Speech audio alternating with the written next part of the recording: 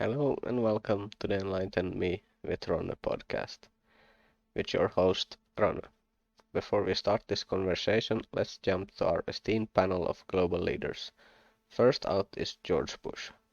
How are you today? Vision of one man to launch a wholly unjustified and brutal invasion of Iraq. Okay, well that's weird, but let's hear from President Joe Biden. And now is a time when things are shifting. There's gonna be a new world order out there, and we've got to lead it. We've got to unite the rest of the free world in doing it. So, Oh, really? Well, how about Canada? Justin Trudeau. What are you planning? Building back better. Okay, how about the Australians? What is your plan? We will be looking at what contact tracing looks like in the New World Order. And yes, it will be pubs and clubs and And esteemed Klaus Schwab at the World Economic Forum. In short, we need a great reset. World Government Summit. Your thoughts about the subject? At Dubai Expo 2020. And the title of this session, are we ready for a new world order? Okay, let's change subject. What is COVID-19, Mr. Gates, if you will? It's a disease mainly of the elderly, kind of like flu. And we have some sad news, I hear. Well, sadly, the virus itself, particularly the variant called Omicron, is a type of vaccine that. We do have some great news, doesn't we, Hillary? Unconfirmed. Yes, we came, we saw, he died. Did it have anything to do with your visit? No, I'm sure it did. I also hear that we have an unjust war in Ukraine. So who are we fighting for? Right now, it's a critical time because we know that we not only fight for Ukraine, we fight for this new world order. Fuck it. Today we welcome Richard Gage AIA is a 30-year San Francisco Bay Area architect and a member of American Institute of Architects. He's a founder and a former CEO of Architects and Engineers for 9/11 Truth. He now leads the charge for a new World Trade Center investigation at richardgage911.org. Mr. Gage became interested in researching the destruction of World Trade Center high-rises after hearing the startling conclusion of a reluctant 9/11 researcher, David Ray Griffin, on the radio in 2006, which launched his own unyielding quest for the truth about 9/11. The organization he founded, AI 9/11 Truth, now numbers more than 3,500 architects and engineers demanding a new investigation into the destruction of all three World Trade Center high-rise buildings on 9/11. As an architect, he has worked on most types of building constructions, including numerous fireproof steel frame buildings. Most recently, he worked on the construction documents for a 400 million mixed-use urban project with 1.2 million square feet of retail parking structure and mid-rise office space. Altogether about 1,200 tons of steel framing. Please welcome Richard Gage. Hi, Ronnie. What's up, man? I'm doing good. That's glad to hear it. So when we have the man that knows everything 9/11, so let's start with the one thing people most likely don't know that's new to this topic. That's Tower 7. And it's a third building that fell that day. Can you talk a bit about that? It sure is. And it's shocking that most architects and engineers know nothing about the third worst structural failure in modern history. I mean, it's incredible, Ronnie. I mean, everybody has to know this. And hopefully you can put in a cut of Building 7 collapsing. Third time today. It's reminiscent of those pictures we've all seen too much on television before when a building was deliberately destroyed by well-placed dynamite to knock it down. It was almost as if it were a planned implosion. it just pancaked. This is a 47-story skyscraper, part of the World Trade Center, that on the afternoon of 9/11, after witnesses hear explosions at 5:20 in the afternoon, the building drops straight down uniformly, symmetrically into its own footprint in under 7 seconds. This is as fast as a bowling ball falling out of the sky. It's incredible. We've all seen this.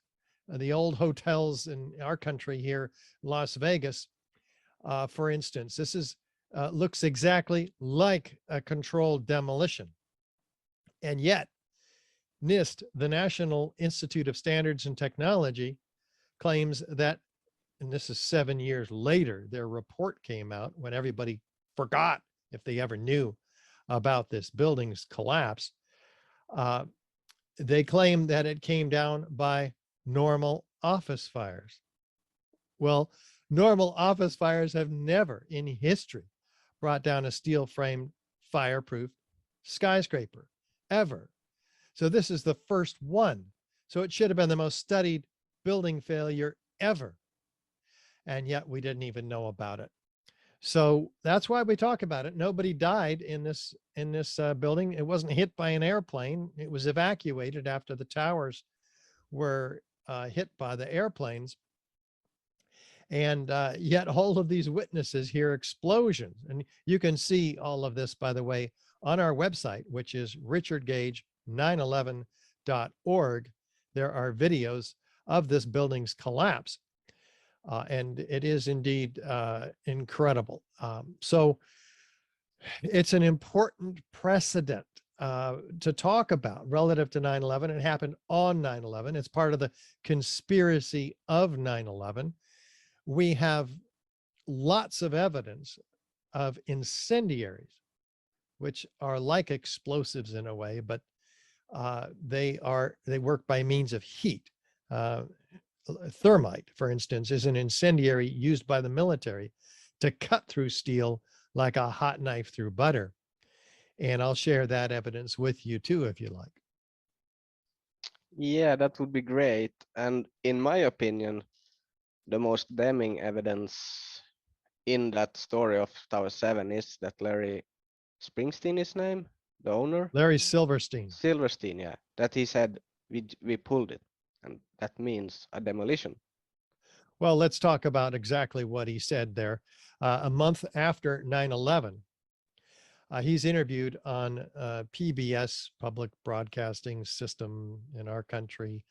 And that is an interview on America Rebuilds, in which he's referring to Building 7, reflecting on what happened. This is a year later.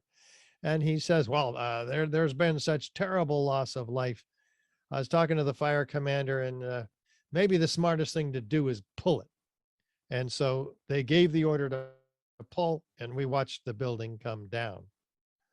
So that's a quote. And now what else could he have meant besides pull the building, like you said? But he said, oh, I meant pull the firefighters out of the building and let it burn. Well, no firefighters, the firefighters were not in the building fighting it. And firefighters don't, so they couldn't have been pulling them out of the building. They were told not to fight the fires. In fact, they were told it had structural damage. Well, also pull it is a term in the controlled demolition industry to bring a building down by means of explosives. So we have lots of problems with this statement from Larry Silverstein.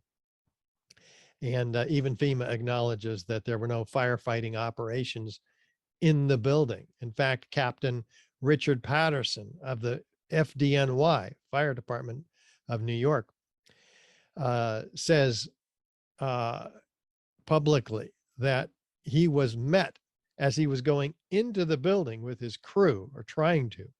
He was met by paramilitary group who, with guns like AR-15s, And they said, you're not going into that building. They were guarding it from the firefighters, who have typically the supreme authority when a building is on fire, such as this one was. It had actually a few small scattered fires in it, but those were the reasons for, as we're told by NIST, the National Institute of Standards and Technology, who was tasked by Congress to explain these collapses to the American people. That normal office fires brought this building down to the ground, but we've had up to 100 much larger, longer lasting, and hotter fires in these buildings, and not one of them has brought down a steel frame fire protected building. So they're making an extraordinary claim, which should require extraordinary evidence that they should be putting forth, and yet their initiation of collapse theory is fraudulent from beginning to end. They suggest that long span beams were expanding due to these raging office fires, which they claim were in this area for more than an hour and a half. And yet we know that fires don't have enough fuel to burn more than 20 or 30 minutes in a given area. They move on looking for fresh new fuel sources. So second, they claim that this expansion, which wouldn't have happened because these beams are fireproofed for 2 hours. In other words, the 2-hour fire protection, they can't be expanding. They pushed this girder off this seat on column 79. Well, this girder would have had to have been pushed all 12 inches off of its seat on this particular column 79 in the northeast corner of the floor 12. So that couldn't have happened because the seat is 12 inches long. Well, NIST says, well, it only had to push off halfway, and at which point the bottom flange folded. Well, no, the bottom flange was supported by 3/4 inch welded stiffeners. That could never have happened. So they omitted those stiffeners in their computer model with some unreasonable excuse. So then they say, well, even if that would have happened, floor 13 falls on 12, and they say, well, it started a progressive collapse. Well, floor 13 didn't even have the force to break connections of steel girders underneath it, on the floor underneath. It required 10 times more dynamic force to break those connections. And so they claim that there's this internal cascading collapse on the northeast section of the building. But this would require the failure of 400 structural steel connections every second. That's completely unreasonable, but you can do it in a computer model with garbage in, garbage out input data, which they won't even release because they say, oh, that would jeopardize public safety if we were to release this information due to this Freedom of Information Act request, which we can do in this country with agencies that commit fraud like this. But they have an excuse. Jeopardize public safety. Well, wait, doesn't it jeopardize public safety if we were to withhold this information from the architects and engineers who are tasked with ensuring the public safety? So that it doesn't fly whatsoever. But then this instability after traveling vertically in the east side of this building travels laterally, they say, in 6 seconds after it's a football field long building. And so it just crumbles piece by piece all the way across the building. And then the overall building falls like you see in the video that I hope you'll cut in of this building's collapse. It's looking like a Three Stooges movie covered in plastic. I swear to God. What do you got with you? That's some good shit. Then we went back there. Whoa. absolutely fraudulent from beginning to end. And then it comes down to free fall. Well, what does free fall mean? Free fall means that every column failed at every floor and gave no resistance. Well, fire doesn't do that to every column sequentially down the building. It can't, obviously. So, and in this, it falls symmetrically, which means what? That they failed simultaneously on every floor. That's absolutely incredible. So we can't we can't let this fly. This is complete fraud, and we've been speaking about it for 15 years, ever since I became aware of this in 2006. We can't let it fly. We've got to scream about it from the rooftops. And it's easier to talk about Building 7 than the Twin Towers, because the evidence is so clear, irrefutable, and overwhelming that people really get it. And I'm glad you asked me about that first, because it's an incredible demand upon the believability from the American people that NIST is foisting upon us, and the government and the media. So we have propaganda supporting the illegal, fraudulent reports from NIST. Yeah, and everything you said here is backed up nowadays by the University of Alaska. They did a study for a few years trying to figure out if anything else was possible, and the conclusion is no. Am I right on that?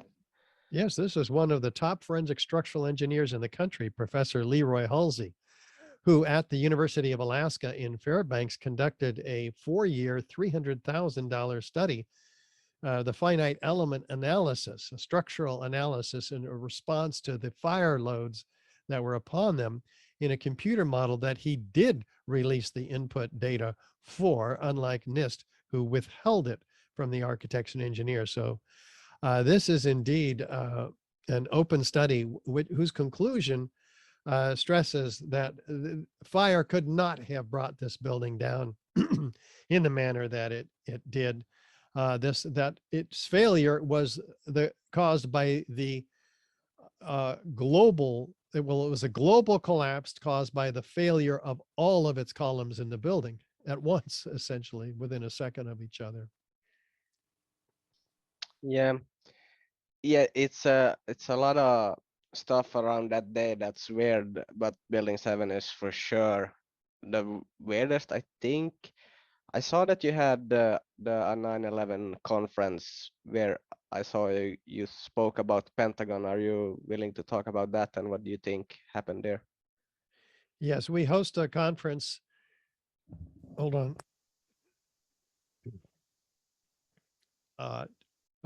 At least every 6 months here at richardgage911.org. And people can see the 9/11 Con is the name of the conference. Our first one focused on the Pentagon. We brought in 4 experts, and those included David Chandler, who brought forth the theory that a plane did hit the Pentagon.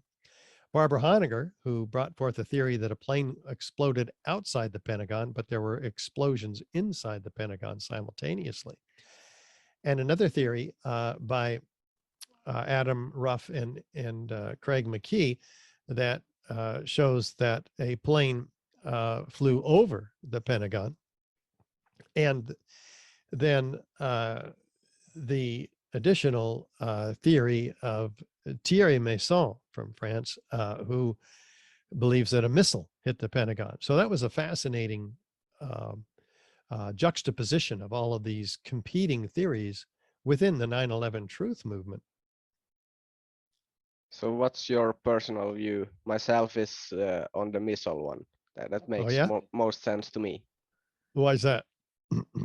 Well, if you look at the pictures, you can't see any planes, at least what I've seen. So if it's just a big hole in a building, it makes sense. Or a bomb could do that too. But you have the 1-second video where you see something coming and a big boom. So yeah, in my opinion, that's a missile coming. Someone is shooting. Yeah, and I would encourage you, all of our viewers, to go to 911com.org, which is also on Richard Gage 911.org and watch the 12-hour conference, at least the main presentations from each of our guests on it. I'm telling you, each of them have some compelling information. And I have not staked my position on any one of them. I find them all very, very, very interesting. So I'm not ready to make an opinion on that, either publicly or even privately, because of the veracity of the information. It's an incredible learning experience. Yeah, But I I'll get tell you this: that. nothing should have hit the Pentagon or blown up inside the Pentagon. I'm telling you that this is the most highly defended building in the world. I mean, they're surface-to-air missiles. This is obviously a terrorist and enemy of the state target, the Pentagon, right? So, and this is after we know that both towers have been hit. An hour after is when the Pentagon hits. So you got planes flying around the country after every plane has been grounded, or while every plane is being grounded. And then here's Cheney allowing this plane, according to a witness who's recorded at the 9/11 Commission hearings, the Director of Transportation and Safety, TSA. Oh God. Anyway, Norman Mineta, whatever his official title was, he was a leader of that organization, and he talked about Cheney being asked by one of his employees who came in and said, an officer who said, "Sir, the plane is 50 miles out." And Cheney nods and he says, "Sir, the plane is 30 miles out." "Sir, the plane is 10 miles out. Do the orders still stand?" And Cheney whips his head around and says, "Of course the orders still stand. Have I given you any indication to the contrary?" Well, then the plane hits, or whatever hits, the Pentagon. Well, what were the orders? The orders could only have been to not shoot down the plane, or if it was a plane, it sure seems like it could have been, given that scenario described by Norman Mineta. But and where does it hit? It doesn't hit, the big target is from the air, right? Straight down into Donald Rumsfeld's office through the vulnerable roof. But no, it does a corkscrew spiral dropping 3,000 feet per minute and lands where, or blows up where, or something explodes where. In the section of the building that housed the officers looking for, who are auditing the actual Pentagon, naval intelligence and army, who were tasked with finding the missing money. So that's important. Yeah, that would be $2.3 trillion missing, that they came out the day before and announced we are going to look And there's into. controversy about whether $2.3 trillion was actually missing. Certainly Donald Rumsfeld discussed this the day before, and whether it was missing or misallocated, yeah, that's what they were looking for. Yeah, so let's get back to the towers. The two that got hit by a plane. How do you come to the conclusion the plane did not take them down? Or do you have that conclusion, or how do you look at that event? Yeah. Events. Well, what we're told in the official narrative is that the top of the building above the point of jet plane impacts drove the rest of the building down to the ground and then destroyed itself. This is a theory that comes from Zdeněk Bazant from Chicago Northwestern University in a paper that was submitted to the American Society of Civil Engineers publication, Journal of Protective Structures, I believe it was. And in that theory, which was submitted just 2 days before 9/11, everybody else is trying to figure out what are these attacks? When's the next plane that's going to hit us? We're all in shock. But this guy is in his den calculating away immediately and submits this in 2 days. It's incredible. The rapid response here. In 2 days, by the way, officials also had the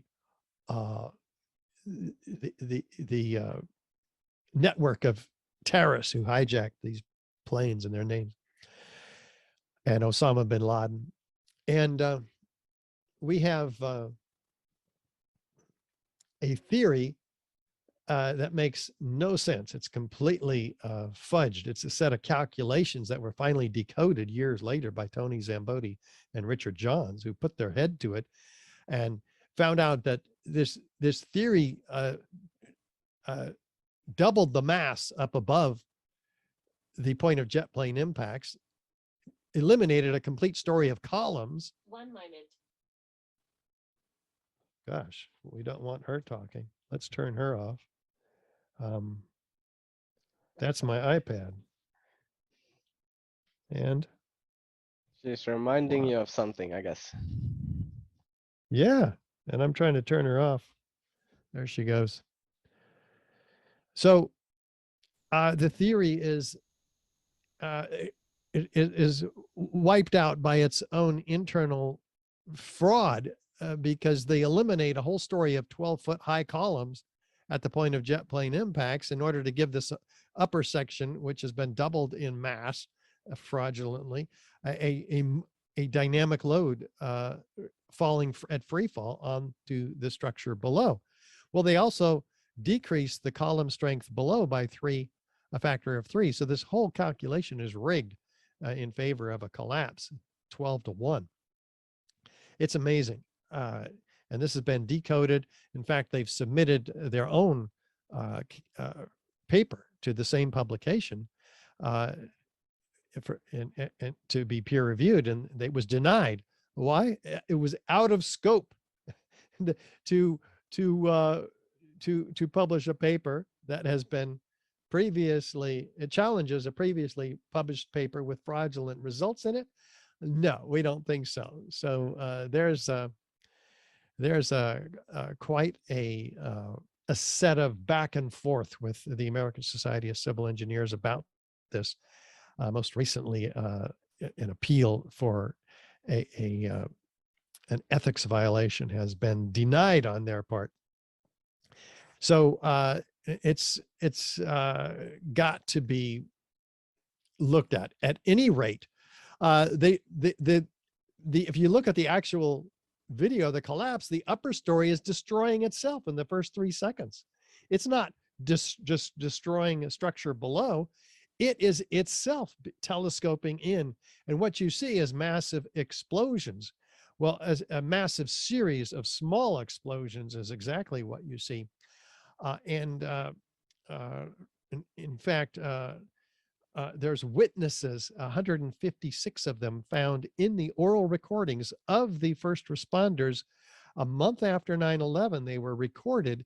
5 years later, the New York Court State of Appeals forced the city to reveal these the transcripts of the recordings, and they did, and they're on the New York Times. Well, the New York Times transcribed them, and in it, Professor Graham McQueen finds 156 examples of separate first responders hearing sounds of explosions, seeing explosions, being blown around in the building by explosions, many of which occur before the collapse even happens. A lot of them pop, pop, pop. You see all these explosions, and then the building comes down like a train running underneath my feet. The next thing you see is the building coming down. Now we've got dozens of these quotes from the transcripts on our landmark documentary, 9/11 Explosive Evidence, Experts Speak Out. It's on our website, richardgage911.org. It's also free on YouTube to watch. So avail yourselves, everybody, of this evidence. Inform yourself, because that's what we're talking about, is overwhelming evidence of explosions from the first responders in this case, and then from the videos with freely flying structural steel sections weighing 4 and 8 tons landing flying laterally out of the South Tower, both towers, landing 600 feet in every direction, impaling themselves in buildings all around, destroying buildings 600 feet away, the Winter Gardens in particular, and doing major damage to other buildings, of course. And so this is an incredible evidence of high energy explosives that are hurling these structural steel sections, trailed by thick white smoke clouds. Why are structural steel sections trailed by thick white smoke clouds?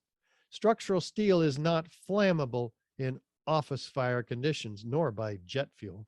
By the way, it only burns 600 degrees Fahrenheit, according to its manufacturer, ME Petroleum, in open air. So we're not talking about anything special. In fact, NIST even acknowledges 90% of the jet fuel burned up outside the building. The rest was gone in 10 minutes.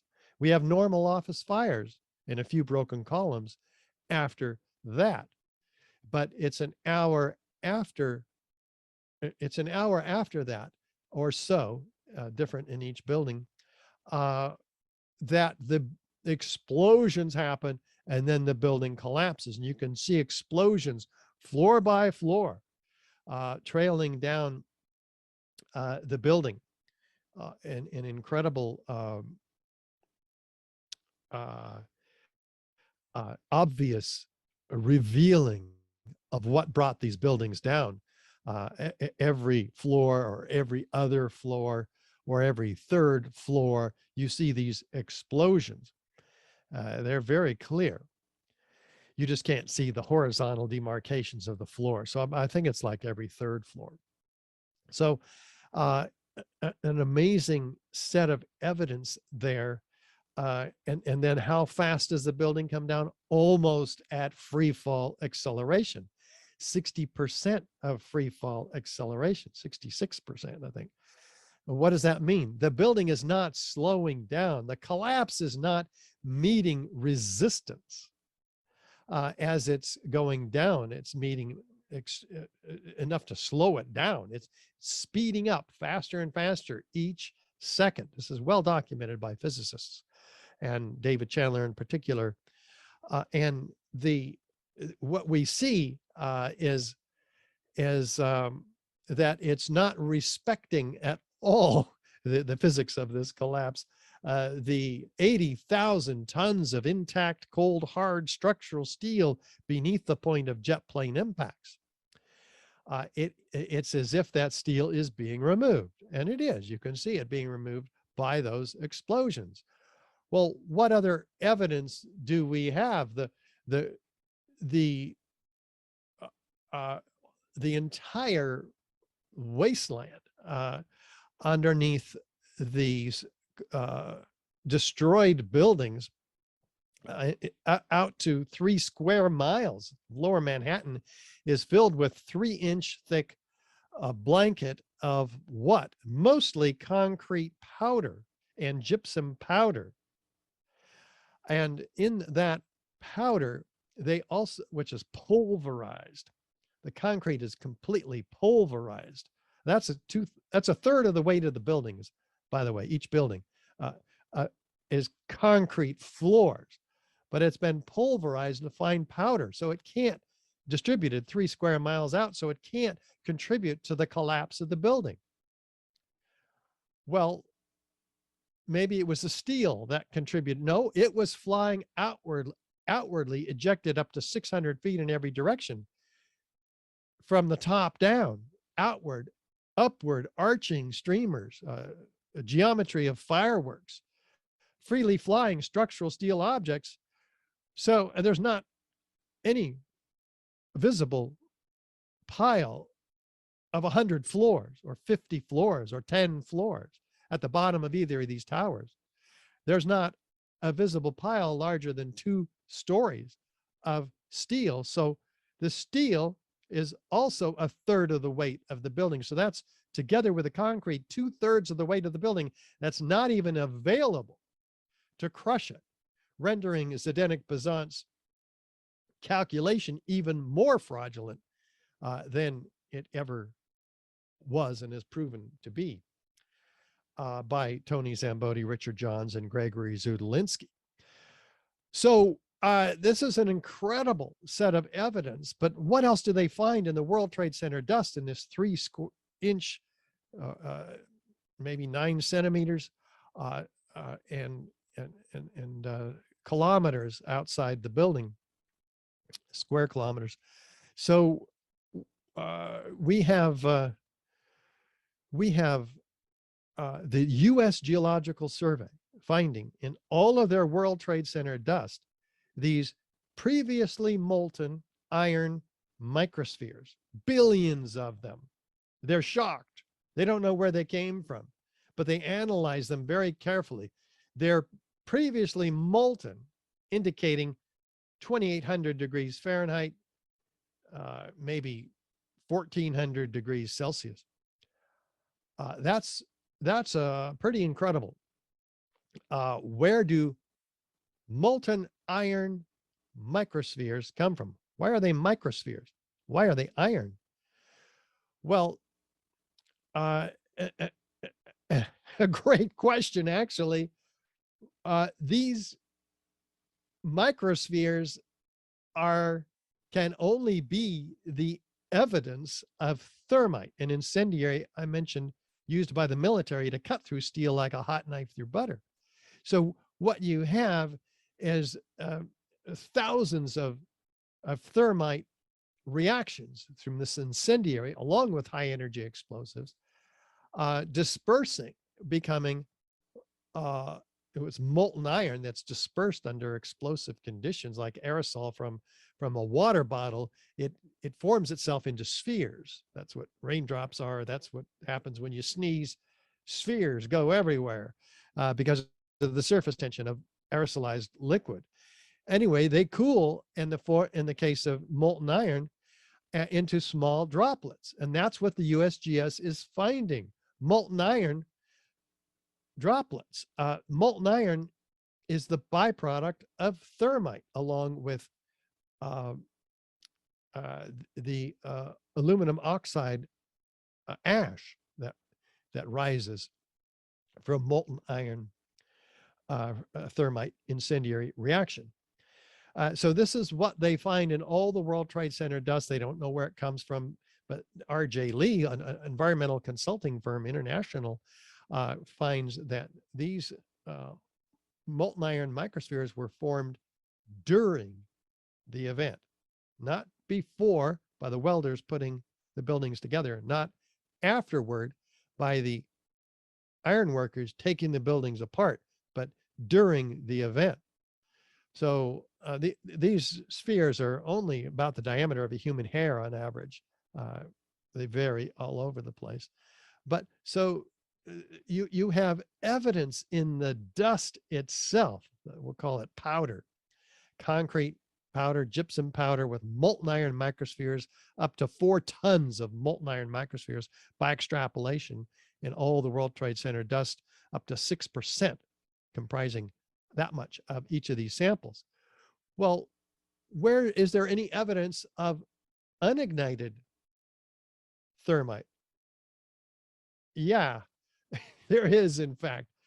It is a team of 8 international scientists led by Niels Harrit in nearby Copenhagen.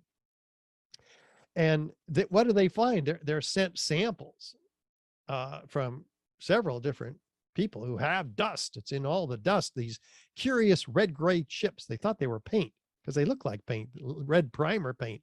The largest of these chips are about 1/16 of an inch large, a couple of millimeters.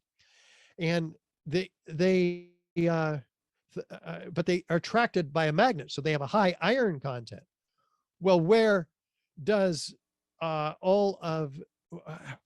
could that happen? They get real curious. They zoom in, they do X-ray energy dispersive spectroscopy on the analysis, chemical analysis on the red side, and they find iron oxide and aluminum powder, the ingredients of thermite. Well, now they get real curious, zoom in with an electron microscope 50,000 times, and they find small rhomboidal shaped crystals of iron oxide and aluminum platelets at the nanoscale, 1,000 times smaller than the diameter of a human hair. Well, how do they reconcile that? Well, it's set in a bed of oxygen, silica, carbon. What is that? That's organic material. That's organic material in TNT, explosives, is what causes the rapid expansion that knocks things over relative to high energy explosives. So here you have an incendiary that seems to be engineered to become more explosive. Incendiaries normally work by means of heat. They melt steel. So that is an amazing set of findings. And they go further and they put it in a differential scanning calorimeter. What's that? A heater. And it ignites at 420 Celsius. What does it produce when it ignites? Just like, by the way, the peer-reviewed literature on the subject of super thermites by Lawrence Livermore Lab, Los Alamos Lab. This is a well-known substance called super thermite. Before 9/11, it was invented. And here we have, when it ignites, it produces what? Molten iron microspheres with the same chemical signature as the molten iron microspheres discovered and documented by the U.S. Geological Survey and R.J. Lee in all the World Trade Center dust. So you see, we know where those molten iron microspheres came from. They came from these red-gray chips. In fact, they're found attached to partially ignited red-gray chips, proving the point even further. So you see, we have an internally consistent set of corroborative experimental data that's repeatable, that could, in a court of law, properly introduced as we have done, put a lot of people away for mass murder and treason. Yeah, I was about to ask that. Shouldn't, by that evidence, you should be able to trace it back to a specific company that made it? Or how narrow can you do that? Not me, but there are people who can. And the peer-reviewed paper on this subject of nanothermite in the World Trade Center dust has been out since 2009 for people to do exactly that. Criminal investigators, prosecutors, journalists who are doing their job, who have, you know, the capability, the financial funding to put together an investigation, a fearless one, because one could lose their life otherwise doing such inquiries into this material. We need a real investigation and with subpoena power, and that's why we have submitted along or via the Lawyers Committee for 9/11 Inquiry has submitted to the U.S. Attorney 60 exhibits of this evidence for a special grand jury investigation. And that is been underway for a couple of years, and we have not received satisfactory results to give any indication that their special grand jury has been impaneled.